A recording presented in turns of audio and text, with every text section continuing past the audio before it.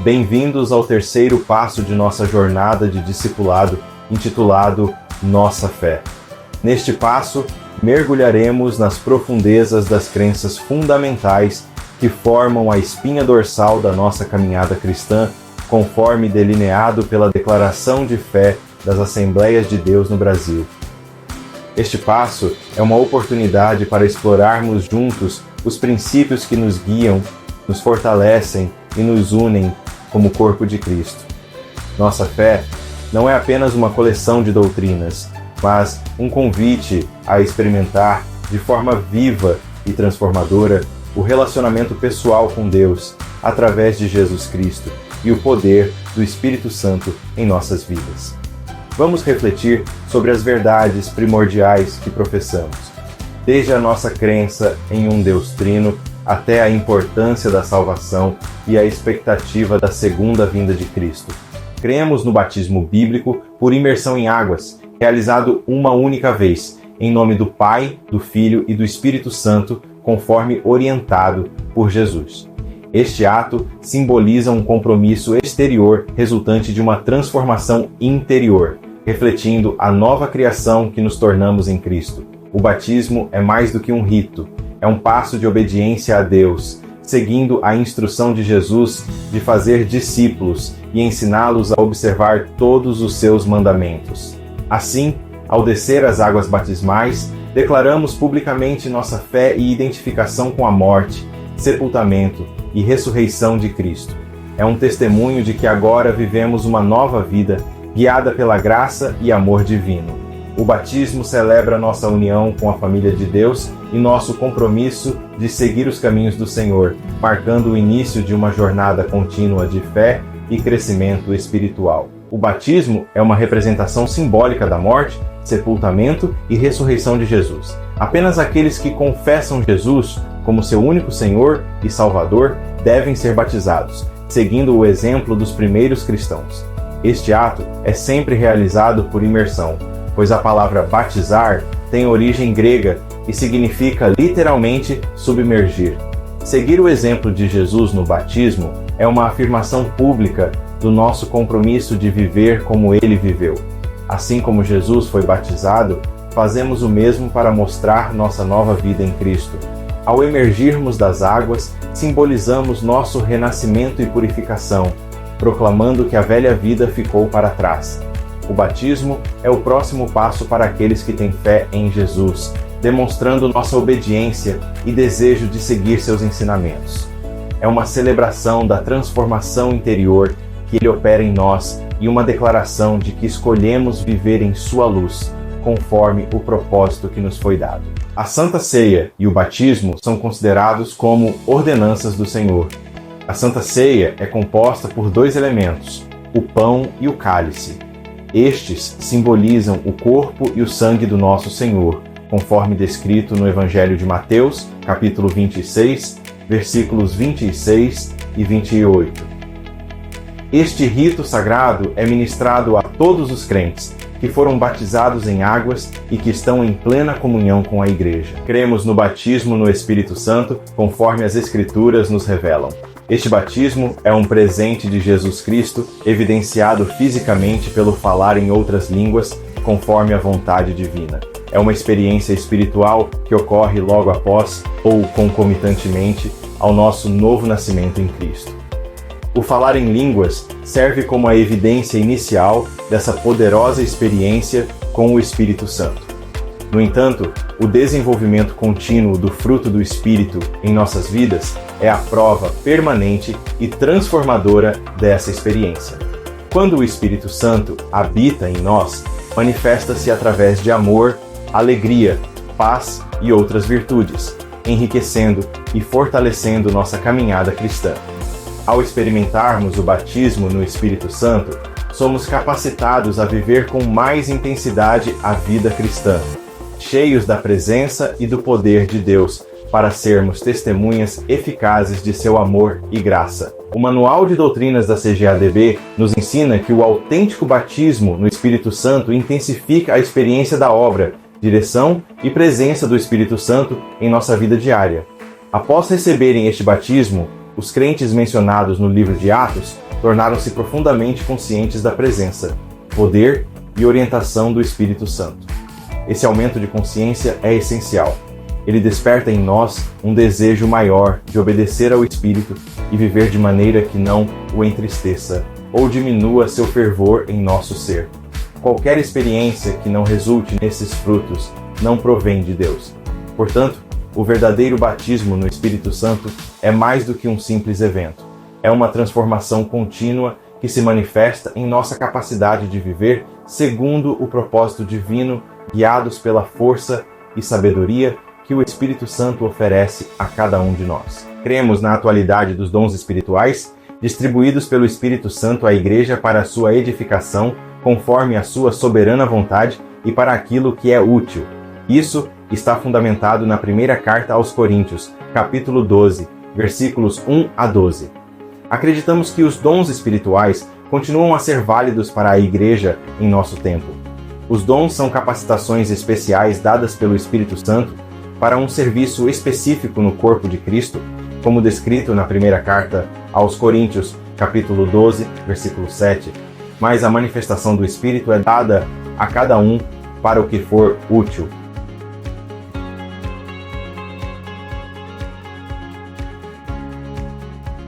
As manifestações dos dons espirituais se dividem em 3 categorias principais: diversidade de dons, ministérios e operações. A diversidade de dons origina-se do Espírito Santo, trazendo a pluralidade de habilidades espirituais para a Igreja. Os ministérios ou serviços encontram sua fonte no Senhor Jesus, tornando-se os canais pelos quais servimos uns aos outros. Já as operações ou atividades são realizadas por Deus Pai, que opera todas essas ações em todos nós. Cada pessoa da Trindade desempenha um papel único e essencial na manifestação dos dons. Assim, experimentamos uma diversidade que coexiste em perfeita unidade, refletindo a nossa adoração a um só Deus em Trindade. Enquanto os termos dons, ministérios e operações são ligados a cada pessoa divina, é o Espírito Santo quem coordena todas essas manifestações, distribuindo graciosamente a cada um conforme sua vontade. Cremos na Igreja, o corpo de Cristo, como afirmado Coríntios. Ora, vós sois o corpo de Cristo e seus membros em particular. Ela é descrita como coluna e firmeza da verdade, que diz ser a casa de Deus, que é a Igreja do Deus vivo. Essa Igreja é una, santa e universal, composta por fiéis redimidos de todas as eras e lugares. Hebreus 12, 23 nos fala da universal Assembleia e Igreja dos primogênitos, que estão inscritos nos céus. Todos somos chamados do mundo pelo Espírito Santo para seguir a Cristo e adorar a Deus, conforme Jesus ensina em João 4:23. Mas a hora vem, e agora é, em que os verdadeiros adoradores adorarão o Pai em espírito e em verdade. Finalmente, a Igreja responde ao convite do Espírito, como em Apocalipse 22:17. E o Espírito e a esposa dizem: Vem. Assim, juntos, buscamos refletir a luz e o amor divinos, como uma assembleia de crentes unidos por nossa fé e nossa missão comum de glorificar a Deus. A história da Assembleia de Deus Ministério Belém, em Pindamonhangaba, começou em 19 de novembro de 1910, quando os missionários suecos Daniel Berg e Gunnar Wingren chegaram ao Brasil, chamado por Deus para Belém do Pará. Com determinação, alcançaram corações, e a irmã Celina de Albuquerque foi a primeira a receber o batismo no Espírito Santo em 18 de junho de 1911. Daniel Berg chegou a São Paulo em 15 de novembro de 1927, realizando o primeiro culto na Vila Carrão, fundando assim o Ministério do Belém em São Paulo. Líderes notáveis incluíram Daniel Berg, Samuel Nistrom e atualmente José Wellington Bezerra da Costa. Em 18 de março de 1942, a igreja começou em Pindamonhangaba, liderada pelo diácono João Pereira do Nascimento. A irmã Gertrudes de Godoy doou sua casa, agora o templo sede. Desde 3 de fevereiro de 2004, o pastor Euclides Vaz Júnior lidera a igreja em Pindamonhangaba, indicado por José Wellington Bezerra da Costa.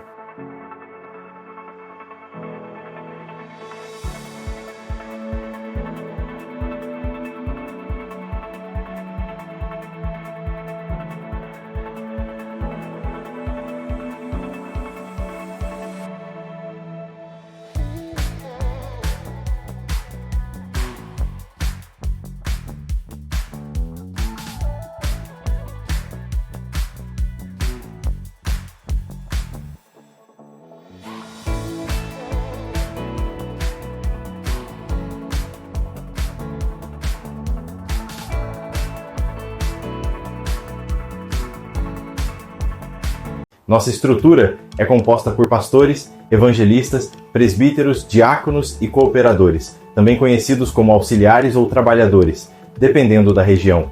Utilizamos o termo genérico obreiro para englobar praticamente todos os cargos e funções dentro da igreja. Nosso modelo de governo eclesiástico é fundamentado nas Escrituras Sagradas, assegurando que cada papel e responsabilidade sigam os princípios bíblicos. Essa organização visa promover ordem e eficácia no cumprimento da missão da igreja, fortalecendo a comunidade de fé em seu propósito de adorar a Deus e servir ao próximo. Cremos na segunda vinda de Cristo, que acontecerá em duas fases distintas. Primeiramente, de maneira invisível ao mundo, ele virá para arrebatar sua igreja antes da grande tribulação, conforme descrito nas Escrituras em 1 Tessalonicenses capítulo 4, versículos 16 e 17, e em 1 Coríntios capítulo 15, versículos 51 a 54. Na segunda fase, Cristo retornará de forma visível e corporal, acompanhado por sua igreja glorificada, para reinar sobre o mundo por 1000 anos.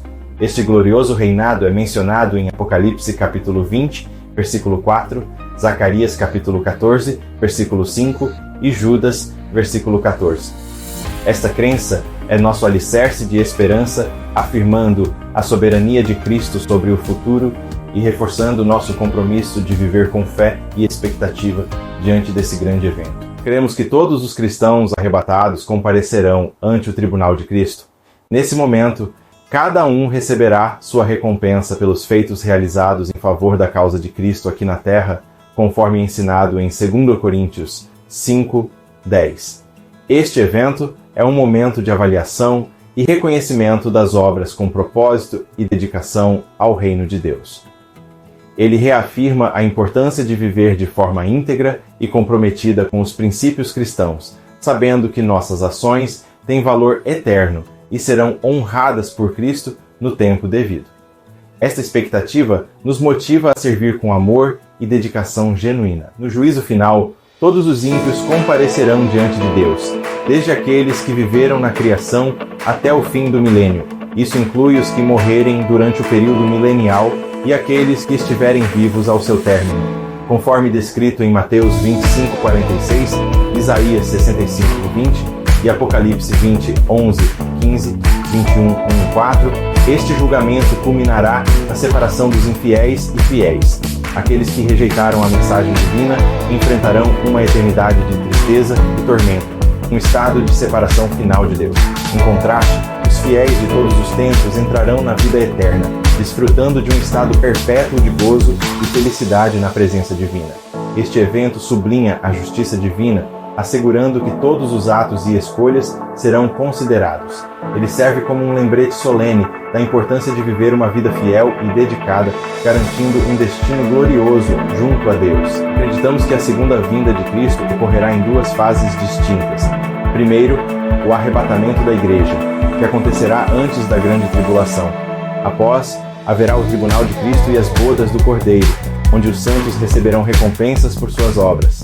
Durante a grande tribulação, o anticristo se manifestará, opondo-se a Jesus, juntamente com o falso profeta, seu porta-voz. Este período durará 7 anos. Na segunda fase, após esse período, Jesus voltará em glória, com os santos arrebatados. Ele derrotará a besta e o falso profeta, julgará as nações e aprisionará Satanás por 1000 anos. Este plano ilustra o triunfo final de Cristo, reafirmando sua soberania e estabelecendo um reino de paz e justiça. Esta visão proporciona esperança e inspira uma vida de fé e compromisso. O milênio é o período de 1000 anos em que Jesus reinará na terra com seus santos. Após este tempo, ocorrerá o juízo final, marcado pela condenação definitiva do diabo, seus anjos e dos ímpios. Este julgamento final sela o destino daqueles que se opuseram a Deus, estabelecendo assim a justiça divina. Com o encerramento do juízo final, inicia-se uma nova era, o começo do novo céu e da nova terra. Este será o lugar eterno destinado ao povo de Deus, onde habitarão em paz e glória por toda a eternidade. Esta transição destaca o cumprimento do plano divino, onde a justiça e a promessa de uma morada eterna para os fiéis são plenamente realizadas. A grande tribulação, com duração de 7 anos, é vista como um período de transição crucial entre a dispensação da Igreja e o milênio. Este tempo será marcado por angústias e sofrimentos sem precedentes na história, como mencionado na declaração de fé e refletido nas palavras de Cristo. Porque haverá, então, grande aflição, como nunca houve desde o princípio do mundo até agora, nem tampouco haverá jamais. Mateus 24, 21. Este período intensamente turbulento destacará o confronto final entre o bem e o mal antes do estabelecimento do reinado milenar de Cristo. Apesar dos desafios, esta fase é também um prenúncio da vindicação final dos fiéis e do triunfo da justiça divina, preparando o caminho para um tempo de paz e renovação sob o governo de Cristo. Cremos que o casamento é uma instituição divinamente estabelecida, criada por Deus e ratificada por nosso Senhor Jesus Cristo como uma união sagrada entre um homem e uma mulher. Este relacionamento é fundamentado na estrutura original definida na criação, onde cada parceiro nasce macho e fêmea, correspondendo ao seu sexo geneticamente determinado. Essa visão é sustentada por ensinamentos bíblicos que destacam o propósito do casamento como uma união complementar e duradoura, refletindo a intenção divina de parceria, amor e compromisso mútuo. A união matrimonial não apenas honra os mandamentos divinos, mas também serve como um alicerce fundamental para a família e a sociedade, promovendo a estabilidade e a continuidade das gerações futuras com base nos princípios estabelecidos nas Escrituras.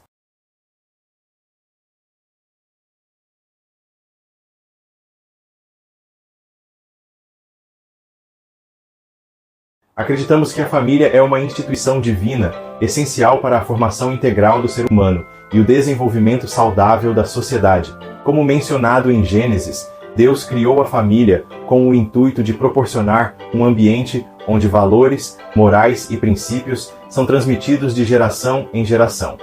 O casamento, base da estrutura familiar, é formado pela união entre um homem e uma mulher. Este compromisso é estabelecido por livre consentimento e representa um pacto solene diante de Deus. Como cônjuges, ambos são chamados a viver em fidelidade, amor e respeito mútuo, sustentando-se até que a morte os separe. Este vínculo matrimonial não só reflete a intenção divina para a união humana, mas também serve como um modelo de parceria e compromisso que fortalece tanto o casal quanto a comunidade ao seu redor. Através deste alicerce, a família se torna um espaço de crescimento, amor e apoio.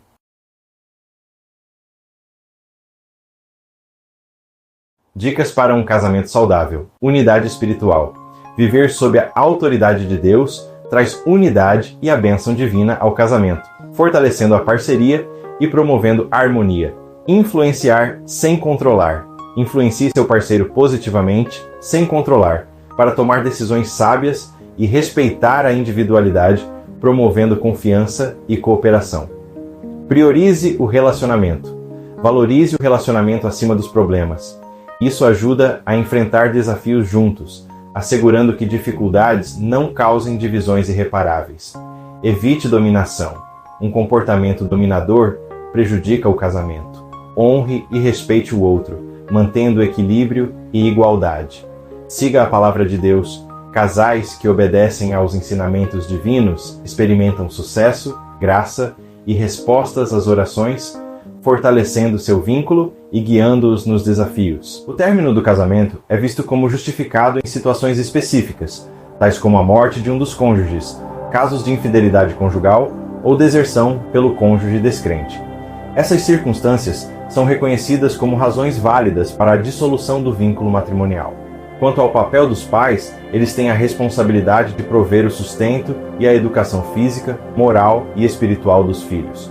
Este compromisso envolve não apenas atender às necessidades materiais, mas também guiar os filhos na formação de valores éticos e espirituais. Por sua vez, os filhos têm o dever bíblico de honrar seus pais. Este princípio, além de promover a harmonia familiar, também é considerado uma base fundamental para o desenvolvimento de relações saudáveis e respeitosas dentro do núcleo familiar.